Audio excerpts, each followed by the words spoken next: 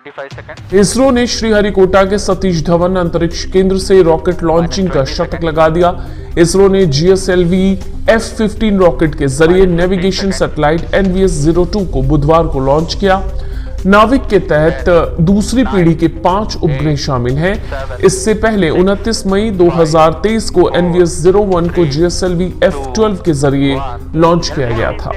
GSLV F-15 rocket के जरिए अब लॉन्च किया गया है ये नेविगेशन सैटेलाइट NVS-2, जो परिवहन में उचित ट्रैकिंग और मार्गदर्शन में मदद करेगा। हवाई और समुद्री यातायात को कुशलता पूर्वक ट्रैक करेगा। वहीं सैन्य अभियानों को अंजाम देने के लिए सुरक्षित स्थानीय नेविगेशन होने से रक्षा क्षमताओं को बढ़ाएगा। भारतीय अंतरिक्ष अनुसंधान केंद्र इसरो के लिए बुधवार का दिन ऐतिहासिक रहा।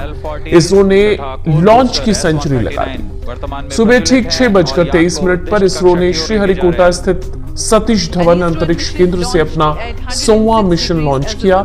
इस ऐतिहासिक मिशन के तहत GSLV F-15 रॉकेट को लॉन्च किया गया, जिसने नेविगेशन सैटेलाइट NVS-02 उपग्रह को सफलतापूर्वक जियोसिंक्रोनस ट्रांसफर ऑर्बिट में स्थापित किया। आज से तकरीबन 4 दशक पहले इसरो के वैज्ञानिकों ने वो दौर भी देखा जब रॉकेट के हिस्से को बैलगाड़ी और साइकिल के पीछे बांधकर मिशन लॉन्च के लिए ले जाया जाता था, लेकिन आज इसरो ने अंतरिक्ष की दुनिया में खुद को स्थापित कर दिया है।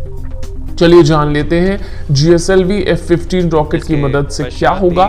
इसरो की 100वीं उड़ान GSLV F-15 रॉकेट की मदद जो ली गई है, उससे कई तरह की और उम्मीदें आने वाले दिनों में होने वाली हैं। दरअसल ये कि GSLV श्रृंखला की 17वीं उड़ान थी। ये स्वदेशी क्रायोजेनिक चरण की 11वीं उड़ान थी।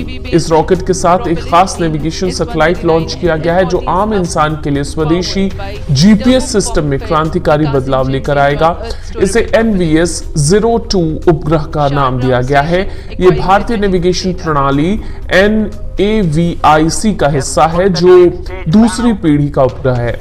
इसका उद्देश्य भारत और इसके आसपास 1500 किलोमीटर की दूरी तक सटीक स्थिति, वेग और समय सेवाएं प्रदान करना है। NVS-02 उपग्रह तकनीकी रूप से अत्याधुनिक है। इसका वजन है 2250 किलोग्राम और ये 3 किलोवाट तक की पावर संभाल सकता है। इसमें नेविगेशन के लिए L1, L5 और S बैंड पेलोड शामिल हैं, जो इसकी सेवाओं को और बेहतर बनाते हैं। इसके साथ ही आपको बता दें ये उपग्रह L1 फ्रीक्वेंसी बैंड को सपोर्ट करता है, जिससे इसकी विश्वसनीयता में भी वृद्धि होगी। पहली मानक पोजिशनिंग सेवा SPS, जो 20 मीटर से बेहतर सटीकता और 40 नैनोसेकंड से बेहतर समय सटीकता देगी। दूसरी प्रतिबंधित सेवा RS, जो केवल विशेष उपयोगकर्ताओं के लिए उपलब्ध होगी।